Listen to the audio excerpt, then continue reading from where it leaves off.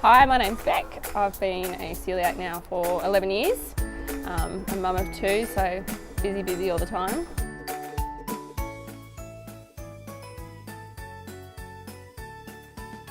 It's something to do with the proteins and how it gets broken down in the system.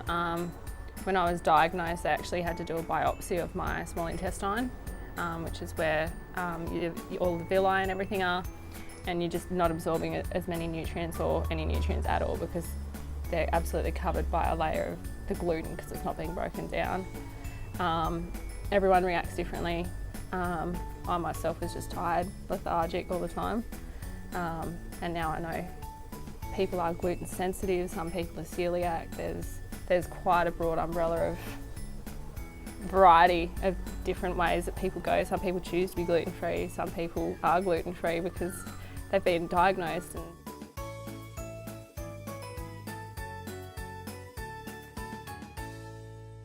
For me it was sort of instant. I really needed to get straight onto it, so straight over to a dietitian. They sort of gave me a bit of a look at what I could and couldn't eat and sort of compared what foods can have. Some foods they do make alternatives to be gluten-free, but the biggest thing was just kicking straight into it, and back then, sort of 10, 11 years ago, there wasn't a lot of gluten-free stuff around, so I did struggle.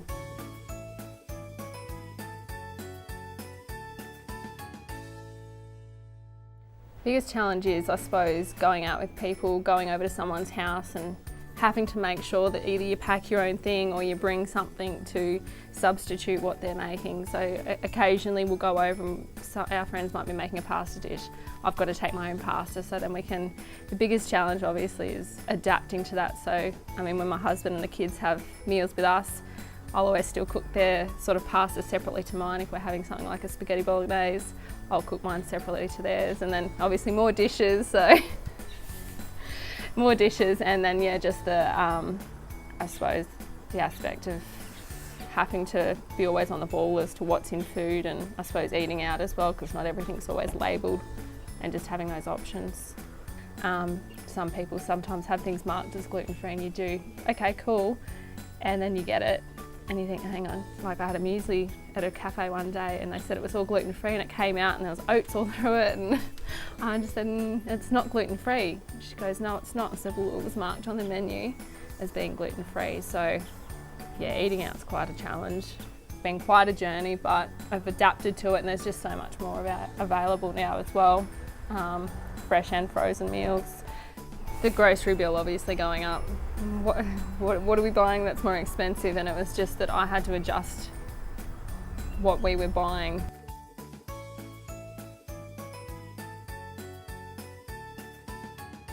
And once it got to my door, obviously pure excitement that there was meals that I didn't have to cook. Pulling them out of the box, so everything came packaged. It was already frozen. A lot of the meals were already frozen. There was some fresh salads. There was also some snacks, so some little portioned cakes and biscuits and that sort of thing. Obviously looked at what there was. Some of them are actually marked with day 1, day 2 sort of thing, but yeah, no, there was a lamb stroganoff, there was a peppercorn beef with veggies, honey soy chicken stir fry with rice noodles, so they've obviously still packing all the noodles and all the things that you would normally not find as being gluten-free, but substituting it with the rice noodles instead of pasta and that sort of thing. So far my favourite was probably the honey soy chicken stir fry.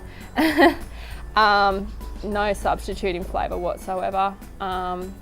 Still all the flavour was there, the pasta, everything was cooked fine. You just chuck it in the microwave for a few minutes, bang, it's there. You don't even need to put it on a plate, it's straight out of the container if you want to.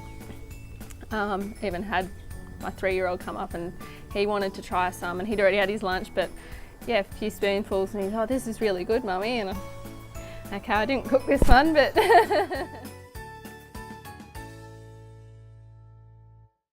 yeah, no, it was good having the snacks there too, because it meant no extra cooking for me to make sure I'm having something that's not going to be horrible, but they still had the flavour, everything was there, it was already portion size.